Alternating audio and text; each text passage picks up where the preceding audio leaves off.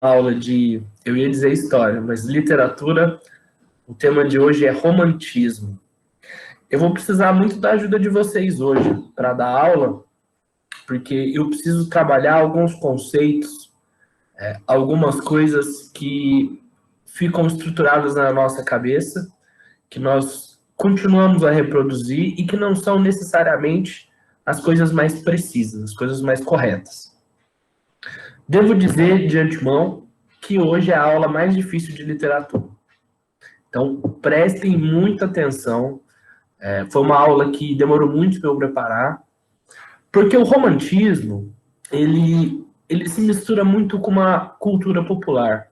O romantismo, ele vem logo depois da Revolução Política que mais transformou o mundo, que é a Revolução Francesa.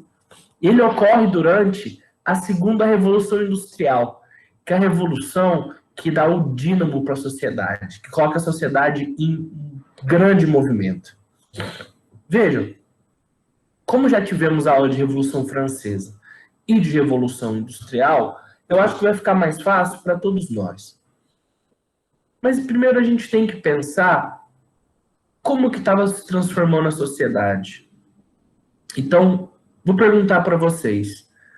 A Revolução Francesa representa a ascensão de que classe social?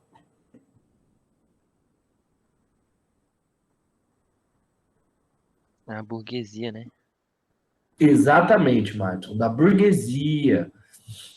E como eu já expliquei para vocês em aulas anteriores, as classes dominantes, as classes que ascendem, elas costumam não só dominar o poder político, econômico, mas também o cultural, o artístico. Então, com a ascensão da burguesia, alguns valores que antes eram empregados na sociedade já não vão ser mais os mesmos. Então, o romantismo, ele não tem uma grande definição. Ou melhor, ele não tem uma definição muito precisa. Ontem eu estava lendo um livro do Alfredo Bossi, que é um dos maiores professores de literatura da história do Brasil, e ele disse que você definir romantismo com rigor técnico não é uma coisa muito correta. Por quê? Vamos repassar as escolas literárias que já trabalhamos.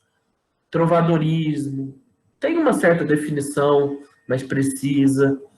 O arcadismo, humanismo, classicismo, o barroco. Quando a gente fala de romantismo, a gente já não tem uma elite, uma nobreza que tem determinadas angústias, que tem determinados pensamentos. Nós já temos aí o povo, nós já temos a burguesia que ascende, nós temos também o baixo clero, junto com a pequena burguesia, que não consegue ascender. Nós temos uma nobreza que está descendendo, que está caindo. Então, a gente tem um conflito de angústias, de pensamentos, de visões de vida, que vai resultar numa literatura como nunca tinha visto antes na história.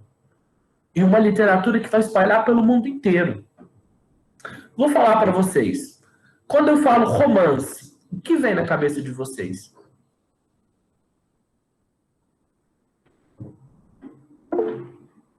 Amor. É uma associação direta, né? O romance é como se fosse um amor. Alguém mais tem alguma ideia? Se quiserem abrir os microfones, tudo bem. Acho que até facilita.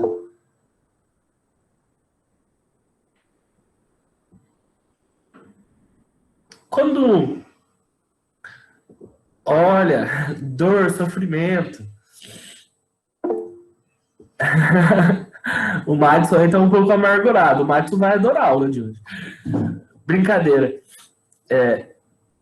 Essa coisa que vocês relacionam do amor, do sofrimento, com o romance, elas não estão muito certas. Por quê? Porque a palavra romance, ela vem de romanço, que é uma língua que era falada depois do latim. Vamos voltar um pouco mais. Vamos pensar na Europa. A gente fala o português, porque a gente foi colonizado por portugueses. Por que o português fala português? Vocês já pararam para pensar? Por que o espanhol fala espanhol? Por que o português é parecido com o espanhol? Por que o português lembra um pouco o italiano? A ponto da Globo pegar, mudar só o finalzinho da palavra e todo mundo achar que está falando italiano. Porque todos decorrem, eles vêm da mesma língua, que é o latim. E o latim, ele foi se transformando ao longo do tempo até virar essas línguas. Vira o romeno, vira o francês, o italiano, português, espanhol, o galego, português. Então, o latim, ele foi virando o latim vulgar. Depois do latim vulgar, virou uma espécie de língua que se misturava com dialetos locais. E essa língua tinha o nome de romanço, que depois virou francês, espanhol, português, italiano. E esse romanço, ele era uma língua que as pessoas que falavam essa língua, era dessa língua que vinha umas histórias que eram mais longas. Vamos lembrar que existe a poesia, que é geralmente curta. Temos os poemas épicos, que são grandes, mas aí a gente entrava em uma epopeia, uma coisa épica. Só que não era tão longo como um romance. O romance é uma forma narrativa. Então, quando vocês ouvirem a palavra romance, pensem assim, o romance é daquele local que falavam romance, que é quase uma língua latina. Então, a gente pega os franceses que escreviam longos livros, e aí a gente vai transformar em romance.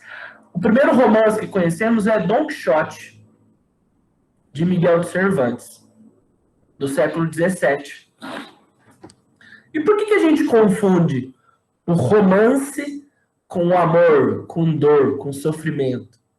Porque essa forma literária de histórias longas, de livros grandiosos, ela se espalhou muito durante o romantismo, que é a aula de hoje.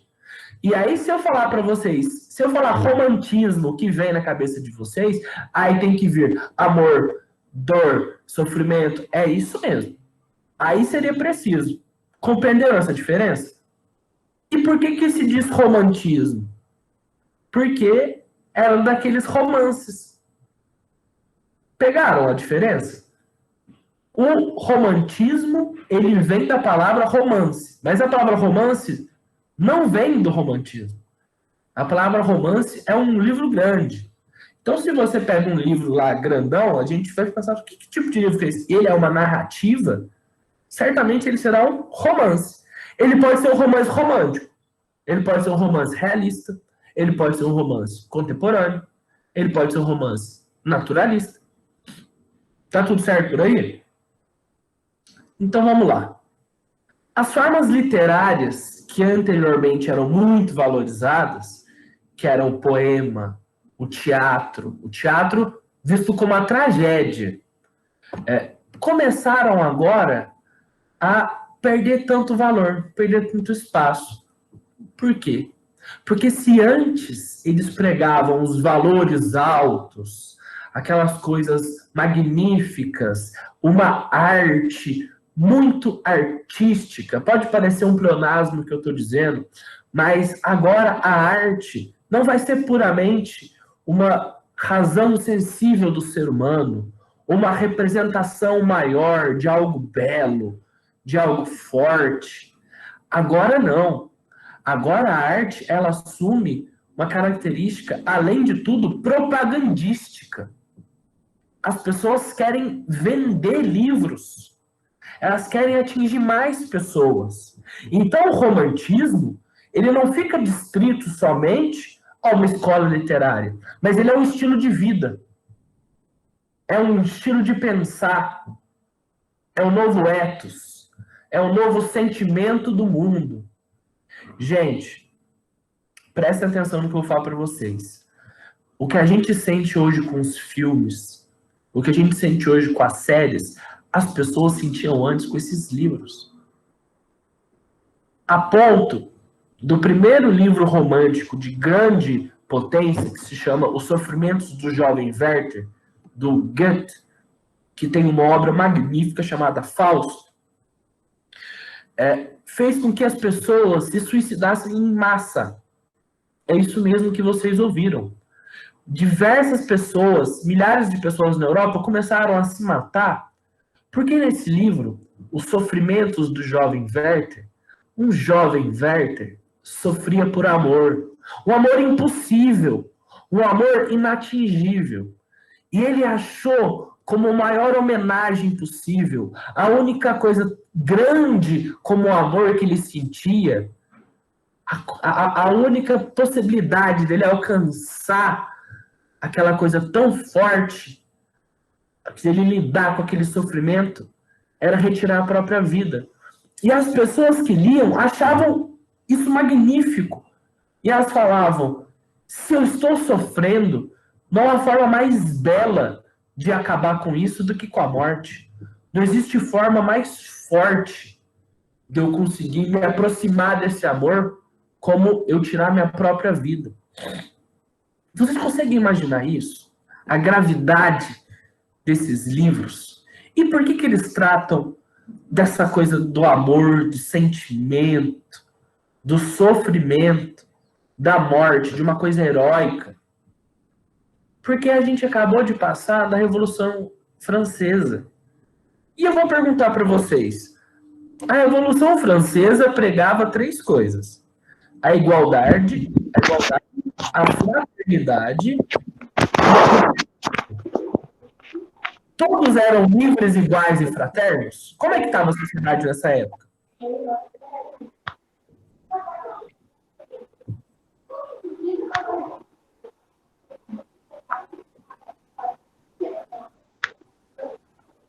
Sério, ele está fazendo barulho na aula. Ela sabe. Pois bem, pessoal, vocês que estão aí, a gente teve a Revolução Francesa. As pessoas se tornaram iguais de verdade? Elas ficaram realmente livres? Existia uma fraternidade entre elas? Essa questão que eu lhes ponho. Acho que não. Muito bem, Madison. Não. Só que assim, pensemos. Se antes a gente tinha a Idade das Trevas, que era a Idade Média, e a Idade Média, ela põe-se fim com essa Revolução Francesa, ela já não existia mais da forma como antes. Só que os valores medievais, eles acabam depois do século das luzes. Lembra que eu falei para vocês que o arcadismo ele era daqueles pensamentos de racionalidade, de volta aos clássicos, aos gregos, aos romanos? Se a gente põe uma revolução que derruba o tirano do rei em 1789, em 1793, o rei é morto, assim como seus familiares. Se eles colocam como todos iguais, todos fraternos, todos com a possibilidade de viver um novo mundo, um mundo sem tirania, se depois de vender tudo isso, a sociedade continuasse ruim, continuasse desigual, outras pessoas mandassem, tanto quanto o rei, e até mesmo o rei que viria depois, como que fica o sentimento das pessoas? Quando a gente vende sonhos, quando a gente cria uma grande, como eu posso dizer, quando a gente cria um grande entusiasmo, uma grande esperança, e ele se vai, a gente gera amargura. A gente gera desespero. E esse desespero se manifesta das mais diversas formas. Ele se manifesta de diversas formas porque as classes sociais já eram distintas. Então o romantismo, ele vai ter o nobre que tinha sido destronado, dizendo que os valores que tinham sido impostos já não eram os melhores. Então veja, se a gente tem o século das luzes, que quer ir contra aquela religião católica que escravizava as pessoas, que dava todo o poder a poucas pessoas, que ditava todas as regras de sociedade, se a gente vai ter a razão, esses nobres vão começar a produzir uma arte que falava do catolicismo, que falava que a razão não era tão importante assim, que a razão impedia o homem de sentir. Pois veja, isso é muito interessante. As pessoas começam a preferir a noite na poesia do que o sol. Vamos lembrar do arcadismo. O arcadismo era pastoril, as pessoas iam durante o dia aproveitar o dia. Não se esqueçam do carpe diem. A luz põe razão. Só que a luz é como se afastasse os seres humanos deles mesmos. Porque eles diziam que nessa luz eles não conseguiam sentir, eles não conseguiam existir. Então a gente tem poemas de pessoas falando que preferiam a noite, preferiam a escuridão, para poder sentir, para poder existir, manifestar sua vontade de si. Isso não tem razão. Isso tem emoção, isso tem coração. Nesse mesmo contexto, a gente tem também a pequena burguesia que não consegue ascender. Porque a grande burguesia já dominava os meios de produção, ela já dominava toda a estrutura e impunha derrotas aos seus pequenos adversários. Então, eles vão começar a escrever numa esperança deles alcançarem esse poder, essa igualdade, porque eles queriam era oprimir outras pessoas. A gente tem um caldeirão de emoções. E lembra que eu falava para vocês, e digo em todas as aulas, existem as tradições literárias, que são duas, dionisíaca e apolínea. Apolo, deus da razão, da coisa certa, da forma perfeita.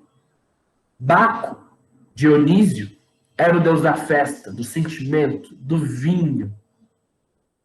Vocês acham que o romantismo está mais apolíneo ou ele está mais dionisíaco?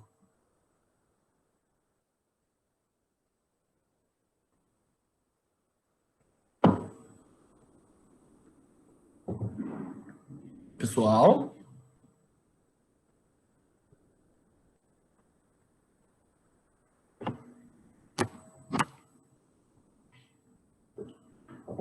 Eu gostaria que vocês participassem. Para mim, vai mais. Dionisíaco, né? Exatamente. Dionisíaco. A gente está falando de sentimentos. Eu acho que vocês já começaram a compreender como que a história influencia a literatura. Por isso que eu sou professor de história e de literatura. A história influencia nas pessoas como elas sentem, o movimento, e isso vai refletir como elas vão escrever, como elas vão ler. Gente, se antes existia um domínio de uma classe social que se sentia ungida por Deus, que se sentia magnânima, forte, impecável, com aquelas roupas todas rebuscadas, todas chique, aqueles palácios suntuosos, as formas, a própria língua era muito inacessível. Agora, no romantismo, o léxico, ou seja, o número de palavras, o vocabulário aumenta. Ele fica mais simples. Ele fica mais acessível às pessoas. Então, vai disseminar. Agora, a gente tem leitura por entretenimento. Gente, pensem nisso. Se antes a leitura era resguardada a uma elite que discorria sobre razões de existir e formas perfeitas, agora nós estamos falando de pessoas que leem por prazer. Mas eu pergunto para vocês, tudo que dá prazer é esteticamente harmonioso? Ou a gente consegue vender coisas que não prestam porque consome muito, porque é fácil? Pensem nesses reality shows que as pessoas assistem. Pensem nesses filmes fáceis, que você vê e não tem a menor necessidade de pensar, de refletir, de estudar. A arte agora começa a ser alienante. Alienar. Vocês já ouviram a palavra alienado? Aquela pessoa alienada. Alienar vem de alienos, em latim, que significa pertencente a outrem, pertencente a outra pessoa. Então, a pessoa alienada é ela que não pertence a si mesma. Por quê? Porque ela está sendo enganada, como assim por dizer. Ela está vivendo em um mundo que não necessariamente é o dele. É isso que faz a literatura romântica, pessoal. A literatura romântica, ela aliena. Ela transporta as pessoas para um outro tipo de sentimento. Para os valores burgueses, que agora já dominam. E se antes os valores da burguesia se manifestavam na tentativa de acabar com aquele Estado que os oprimia, um Estado do antigo regime, dos reis soberanos, agora eles querem um outro Estado. Um Estado que puna, um Estado punitivista, um Estado que mantenha a ordem. Então, eles são antirrevolucionários, e eu quero que isso fique claro, o romantismo ele é uma arte reacionária. Só que ela é reacionária enquanto ela propõe novos modos de vida. Então ela é muito difícil de definição. É extremamente complexo. Os romances românticos são muito diferentes entre si. As temáticas são muito distintas.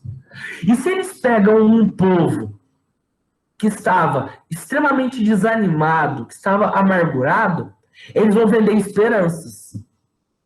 E quais são as formas mais conhecidas na história da humanidade de vender esperança? O herói e a pátria.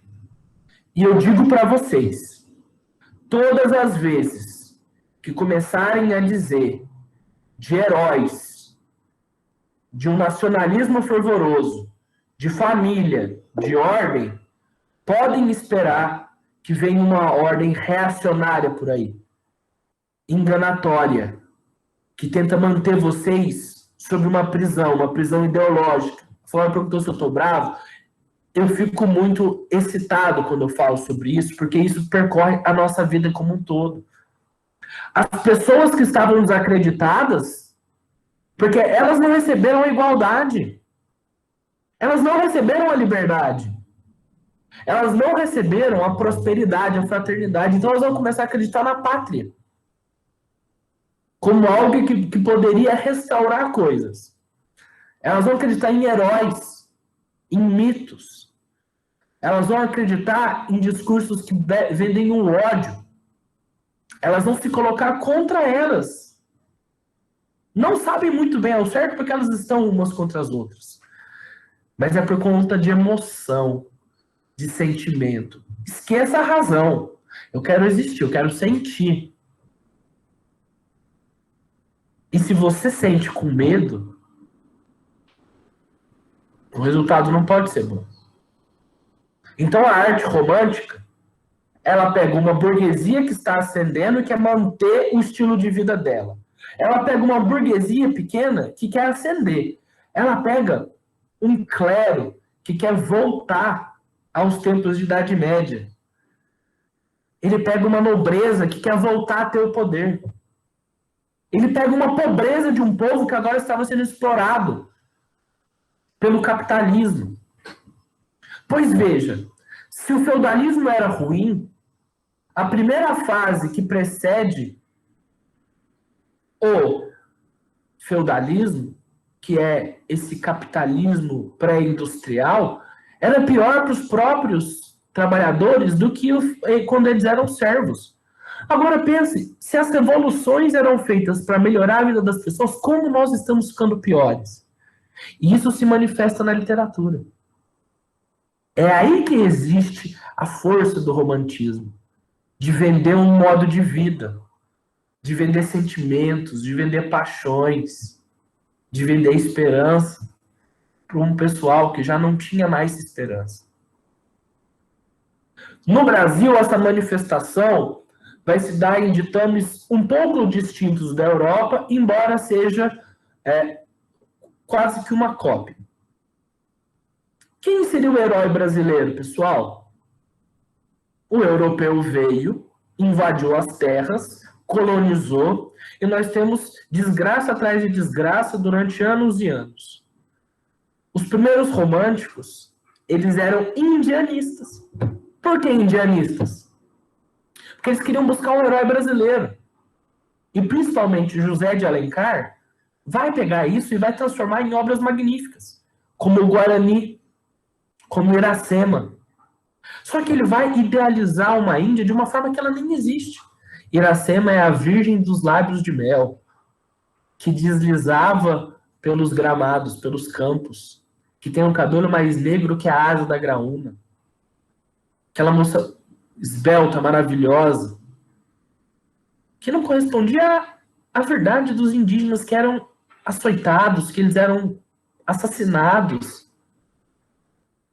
E o próprio José de Alencar, embora escrevesse obras falando de Peri Ceci, o Peri, um grande herói, que desbravava, que era forte, tem uma cena de Guarani que ele tira a palmeira com uma mão. Você imagina você pegar uma árvore, uma palmeira e tirar com as duas mãos. Gente, olha a força desse homem, esse herói. E José de Alencar era senador por seu estado, Ceará, e defendia a escravidão. A primeira fase do romantismo no Brasil é conhecido como heróico, nacionalista. Ele tinha característica de indianismo. Então vamos pensar no romantismo como um todo, pessoal. Ele vai ter 3 fases no Brasil. A primeira é o indianismo. Então a gente vai pensar em Juca Pirama, de Gonçalves Dias, o Guarani, José de Alencar, Iracema, José de Alencar. E ele tem em sua segunda fase o que o pessoal chamava de spleen, ou mal do século. Por que spleen? Spleen é baço em inglês. Os gregos acreditavam que tinham 2 líquidos no nosso corpo. Um líquido que era produzido pelo bem e o outro líquido que era mal. Isso é verdade, o que eles diziam. E o líquido mal era produzido no baço. Era uma coisa do fígado. Então eles falavam que o spleen, ou mal do século, era o sentimento ruim que existia dentro do ser humano. E ele vem de uma nobreza que estava descendente. De uma nobreza que já não tinha os valores que queria. Então ele vai começar a falar de alguns amores sórdidos, alguns amores estranhos, pútridos. Essa segunda fase é também conhecida como byroniana, porque Lord Byron, que era um lord inglês, começa a falar sobre esse amor que mata os outros. E isso vai se manifestar das formas mais bizarras. Gente, a gente tem necrofilia. Vocês sabem o que é necrofilia? É sexo com pessoas mortas. Nós vamos ter canibalismo. Nós vamos ter estupros. Nós vamos ter o amor levado à sua potência máxima, que faz com que ele fique doentio. No Brasil, a expressão que nós temos dele mais pungente é Álvares de Azevedo, que escreve Lira dos 20 anos, Noite na Taverna, em que jovens de 17 e 18 anos começam a contar as peripécias de suas vidas, aventuras inesquecíveis, sexo com mulheres mortas, que eles tinham que matar a mulher, que eles assassinavam as pessoas, regado a bebida, regado a vinho, regado a embriaguez, falta de razão. Esteticamente, eu acho péssimo. As piores experiências literárias que eu tive foram do romantismo dessa segunda fase.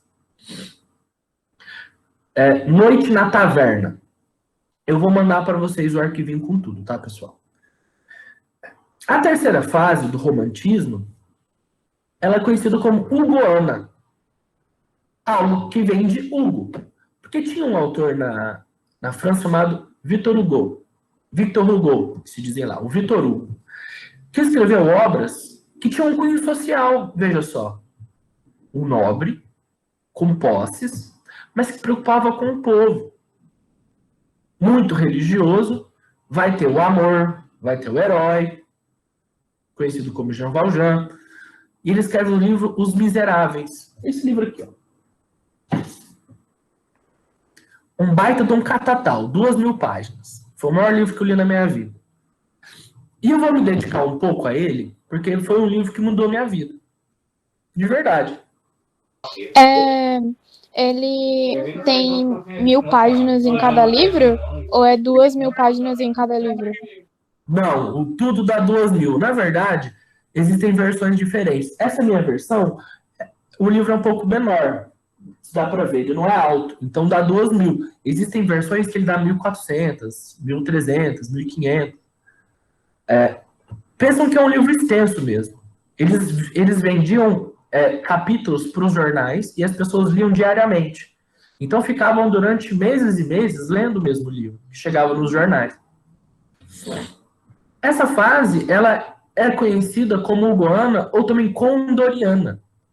Condoriana vem do condor, que era um pássaro gigante, que ele é um pássaro gigante que fica na América Andina, na Cordilheira dos Andes, pessoal, que vai pegar Chile, Peru, Bolívia, chega até a pegar um pouquinho da Venezuela, não, da Venezuela não, um pouquinho da Colômbia, assim, Equador, e ele falava de um cunho social, de luta. E a gente tem como maior expressão dessa arte no Brasil, Castro Alves. Castro Alves que escreveu Navio Negreiro, que ele era um grande poeta contra a escravidão. Então veja que os temas sociais começam a surgir nos mais diferentes locais. Se na França o problema era o proletariado que estava sendo explorado, que estava sendo humilhado, no Brasil, quem estava sendo explorado, quem estava sendo extremamente humilhado eram os escravos. Então a literatura ela pega esse cunho social. Vocês estão vendo como é distinto? Como são diferentes as obras românticas? Por isso é difícil de definição. Por isso eu preciso que vocês compreendam o que aconteceu com a cabeça das pessoas na Idade Média, quando se passa para uma Idade Moderna, e toda essa transformação que se passa por revoluções, que passou por Revolução Gloriosa, Revolução Puritana, Revolução Francesa, Revolução Industrial, Segunda Revolução Industrial. Todas essas transformações que deram em uma sociedade que era caótica, que era doentia. Pessoal, vou compartilhar aqui uns trechos para a gente ler junto. E vou perguntar, alguém quer ler comigo?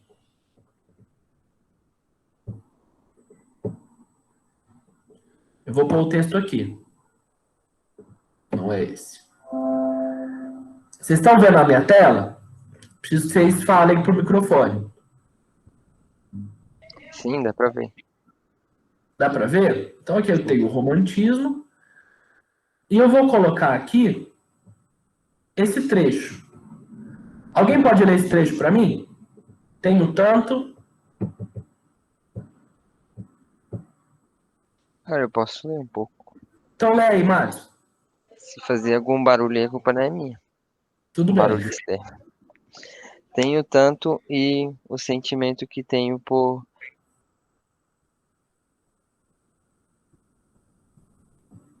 Por ela eu devoro tudo. Eu acho que o microfone dele desativou. Ixi. Então eu vou ler esse primeiro, vai. Tenho tanto, e o sentimento que tenho por ela devora tudo. Tenho tanta coisa, mas sem ela tudo para mim é como se nada existisse. Gente, olha o sentimentalismo. Olha a questão da emoção. Eu vou pegar outro trecho. Isso aqui é do Sofrimentos do Jovem Werther. Pai que não conheço, pai que outrora me enchia a alma e agora retira de mim o seu olhar. Chame-me até você. Não fique calado tanto tempo. O seu silêncio não deterá esta alma sequiosa.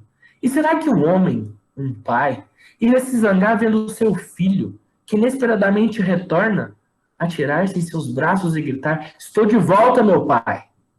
Não se zangue por eu ter rompido a minha caminhada, que, segundo sua vontade, deveria ser bem mais longa. Gente, o que ele está querendo dizer aqui? Pai que não conheço. Vocês acham que é quem? Não sei. Pai que não conheço. Deus. Ele tá falando de Deus, que é o pai. Eu ia falar Deus, sendo que vai que era um pai mesmo, né? Tipo, Não, eu entendo sua questão. Inclusive, ela é muito perspicaz. No entanto, ele tá falando de Deus. E o que ele tá querendo falar aqui, ó? E será que um homem, um pai, iria se zangar vendo o seu filho que inesperadamente retorna a tirar-se em seus braços e gritar: estou de volta, meu pai? O que ele está querendo dizer com isso? Não se zangue por eu ter rompido a caminhada que, segundo sua vontade, deveria ser bem mais longa. que ele se matou. Oi? Que ele se matou? Exatamente, que ele vai se matar. Olha o sentimentalismo, olha o desespero, olha o sentimento disso daqui. Gente, é muito forte. Agora,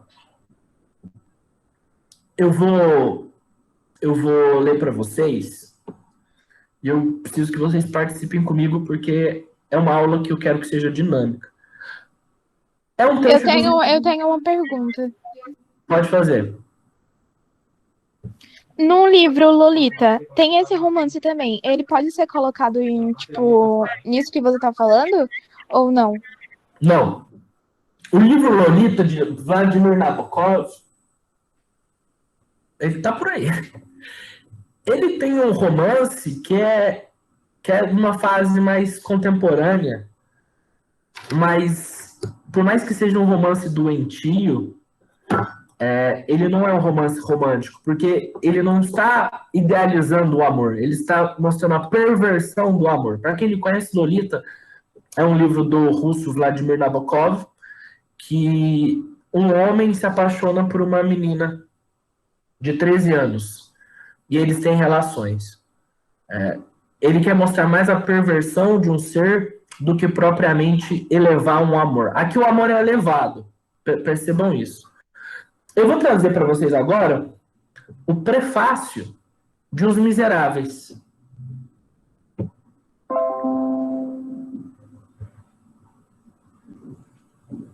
Veja só. Enquanto por efeito de leis e costumes houver proscrição social, desigualdade, forçando a existência em plena civilização de verdadeiros infernos e desvirtuando, por humana fatalidade, um destino por natureza divino, enquanto os 3 problemas do século, a degradação do homem pelo proletariado, a prostituição da mulher pela fome e a atrofia da criança pela ignorância, não forem resolvidos, enquanto houver lugares onde é possível asfixia social, em outras palavras, e de um ponto de vista mais amplo, enquanto sobre a terra houver ignorância e miséria, livros como estes não serão inúteis. E eu pergunto para vocês, ainda existe o homem sendo degradado pelo proletariado? E quando eu digo degradado, é sendo explorado? Vocês acham que as pessoas ainda são exploradas? Sim, bastante. Ainda existem crianças que são atrofiadas pela ignorância porque não têm direito de estudar? Sim. Ainda existem mulheres que têm que se prostituir porque não têm forma de ganhar dinheiro? Então eu acho que o livro continua sendo útil. Gente, esse livro mudou minha vida. Eu era totalmente de direita. Eu era um jovenzinho conservador, vim do interior de Minas e vim estudar em São Paulo. E eu me deparei com uma desigualdade muito forte aqui em São Paulo. E eu achava aquilo muito violento. No interior, você vê até uma pobreza, mas você não percebe essa violência, pessoas morando na rua. E eu comecei a questionar minha forma de existir, minha forma de ser, as coisas que estavam certas.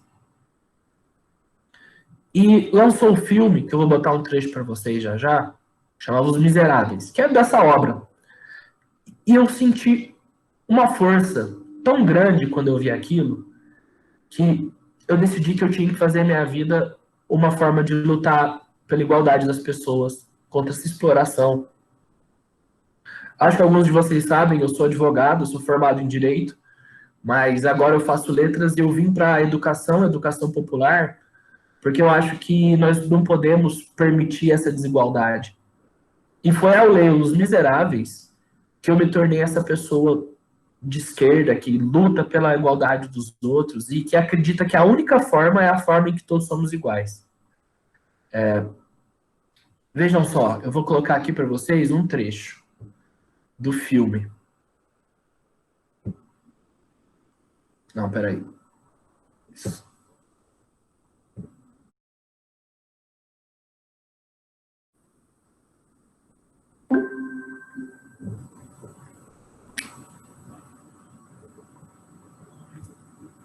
Percebam que tem uma hora que ele fala, nós fizemos uma revolução para matar um rei.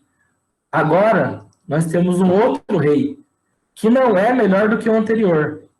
Se um dia a gente lutou por liberdade, agora nós lutamos por pão.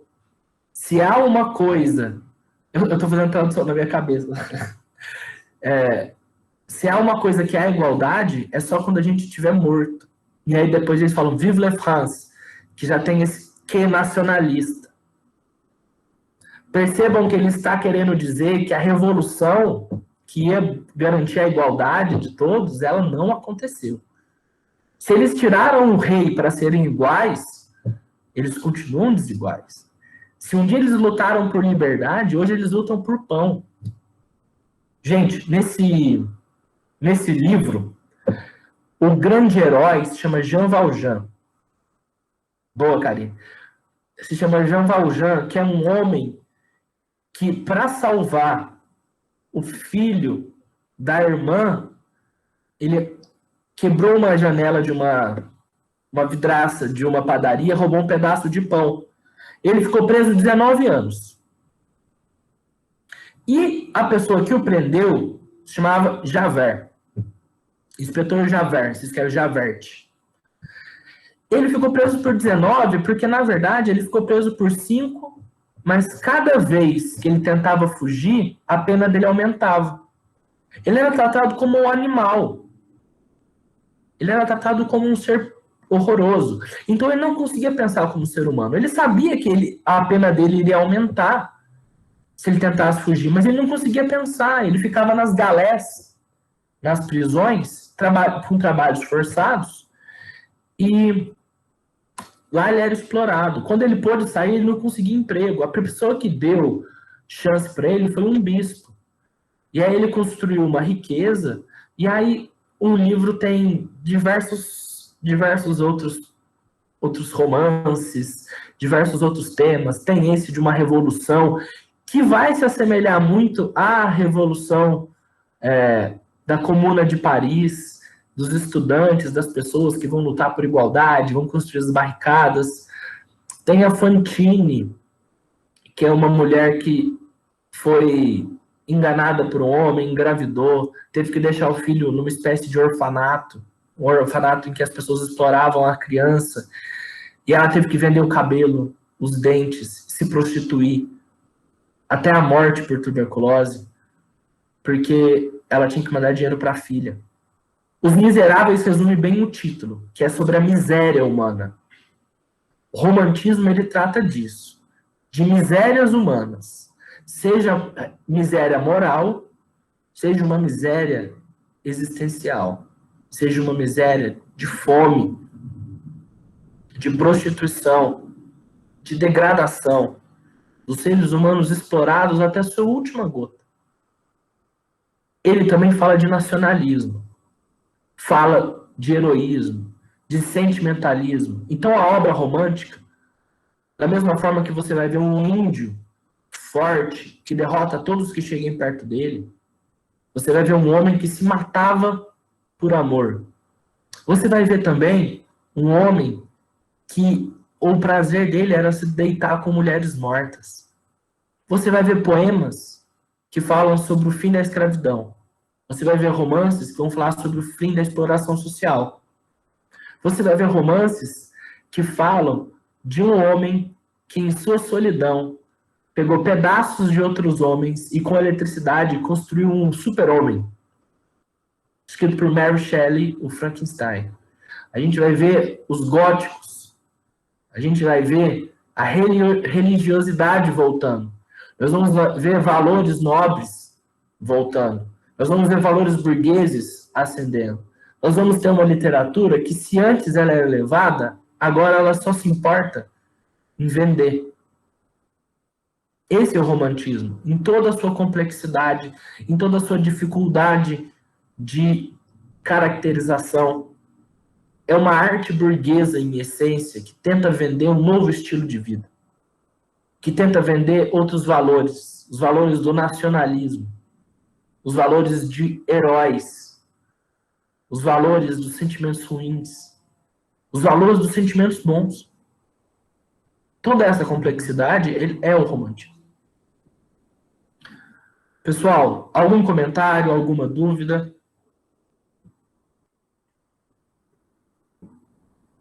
Professor, essas Diga. cenas desse vídeo que você passou, ele parece um pouco com Oliver Twist, o filme. Oliver Twist é de um escritor inglês chamado Charles Dickens. E ele fala da pobreza. E o que o Madison disse é muito inteligente, porque a próxima escola vai tratar também da pobreza, mas ela vai tratar de uma forma real. Ela vai tratar de uma forma natural. Ela não vai idealizar ou romantizar. Ela vai tratar a pobreza como é. Ela vai ter uma linguagem totalmente diferente. É a escola do realismo, é o naturalismo. E o Oliver Twist é a história de... Eu também prefiro, eu amo o realismo. E o Oliver Twist vai falar da vida sofrida de um jovem inglês, de um jovenzinho. Muito boa pergunta. Pessoal, mas vocês querem comentar? É uma história muito longa, é uma escola literária que não é só uma escola literária, é um movimento social gigantesco.